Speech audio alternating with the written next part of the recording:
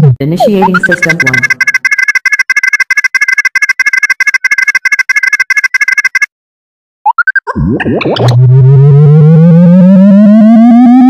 System 1 loaded.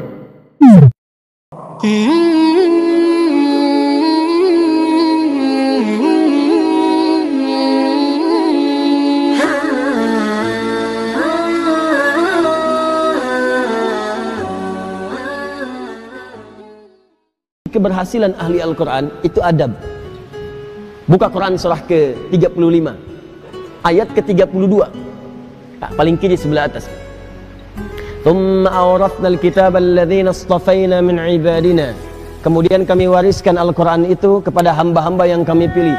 Awas, ada yang rajin baca, one day one juz, one day one ayah, kan?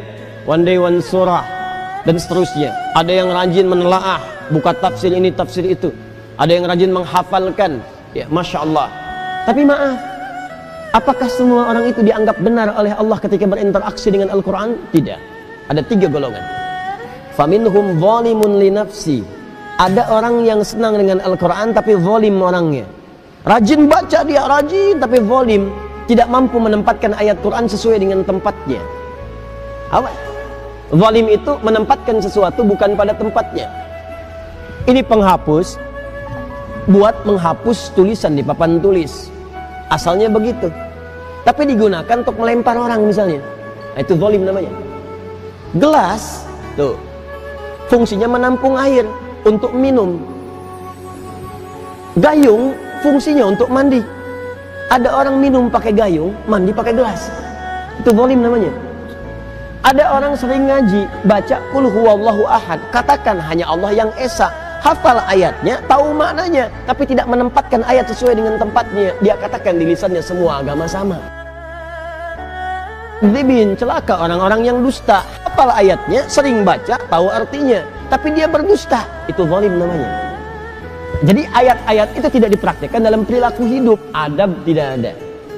Wa minhum muqtasid, ada golongan kedua, meninggalkan sifat yang pertama, naik tingkat, tapi belum ada nilai kebaikan pada dirinya, hanya untuk dirinya saja. Muqtasid itu paket hemat.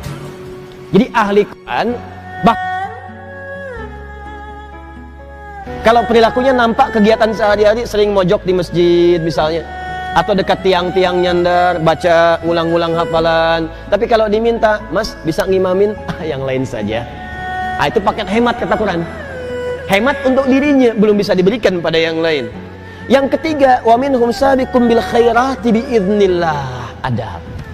Ada ahli Quran, kesuksesan interaksinya dengan Al-Quran dibuktikan dengan menampakkan perilaku baik dalam kehidupan.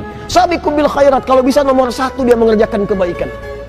Jadi ciri orang yang berhasil dengan Qurannya, kata Allah, adalah adab. Jadi jangan bangga kalau anak Anda hafal 30 juz tapi nggak merubah perilakunya.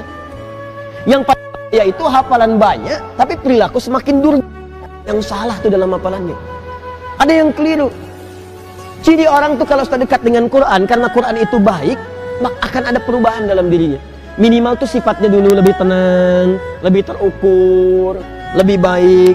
Lama-lama jadi sikap sopan, adabnya muncul. Kalau ada kebaikan pengen segera dikerjakan. Kalau lihat sampah di masjid pengen segera ngambil. Kalau lihat ini belum nyala pengen segera nyalakan. Kalau lihat saf kosong pengen ngejar safnya. Itu dorongan kebaikannya cepat sekali. Semakin tinggi kecepatan berbuat baiknya, ini menandakan semakin besar pengakuannya di hadapan Allah Subhanahu wa taala dalam perubahan kebaikannya. Jelas sampai sini?